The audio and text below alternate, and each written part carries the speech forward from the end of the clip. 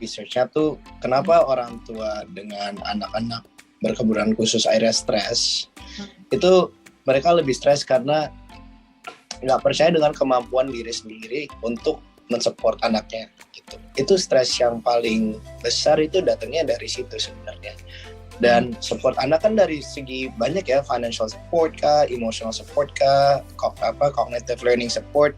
Itu kita merasa sebagai orang tua ya bebannya tuh memang tanggung jawabnya di kita gitu. Dan kalau kita merasa kita nggak mampu atau kemampuannya nggak cukup, disitulah stres terbesarnya gitu. Jadi ya dengan kita mengerti bahwa itu yang create the most stress kan, it makes total sense bahwa punya support group seperti itu punya banyak andil. Pertama, kita punya tempat seperti misalnya di sana kayak gini. Ini kan hitungannya punya workshop. Workshop itu di research-nya itu workshop itu yang paling pertama. Bukan bener ya kata Nurul bilang, bukan ngerti teorinya aja, tapi workshop jadinya kayak, oh aku susah banget nih kayak gimana ya anakku biar bisa fokus kalau lagi ngerjain PR. Kalau baca teorinya sama coba ngerjain kan beda. Tapi dari sana kan udah pernah sebelumnya ikut ada kelas orang tua, terus orang tuanya harus mencoba mengimplementasikan kan di kelasnya sendiri.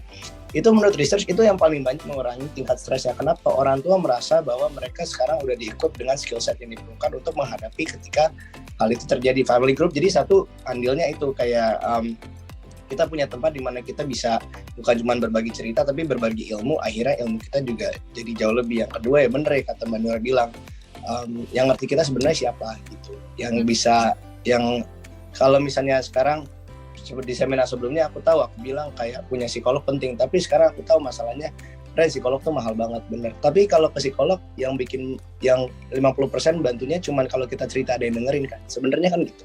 Iya. Yeah. Jadi family group apa bedanya? Family group itu kamu cerita ke orang yang mengerti, yang nggak menjudge situasi kamu, yang mengerti kamu, itu aja udah 50% plong rasanya gitu. Bahkan lu nggak usah ngomong ke gue deh, lu nggak usah kasih gue advice sebenarnya gitu. Gue cuma pengen lu dengerin gue dan lu ngerti seberapa susahnya yang gue jalanin sekarang. Ya family group kan akhirnya kita punya orang-orang yang mengerti betul challenge kita di mana. Dan terakhir itu family group dan punya people yang bisa ngerti kalau misalnya ada satu perubahan kecil aja kamu tuh bisa celebrate bareng-bareng. Aku ingat di sini pas jadi terapis. Ini satu anak tuh nggak bisa nyebut mama gitu. Dan ibunya tuh selama ini goalnya aku cuma pengen mereka bisa nyebut gitu. Umur 2 tahun lagi terapi tiba-tiba ada mamanya lewat terus ibunya nangis, aku ikut nangis gitu.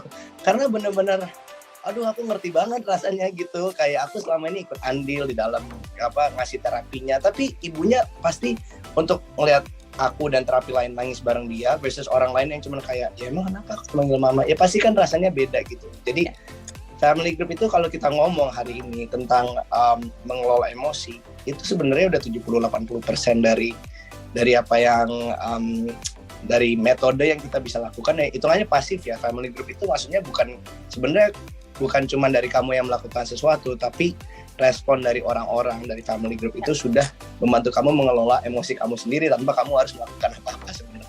Jadi itu sih pentingnya.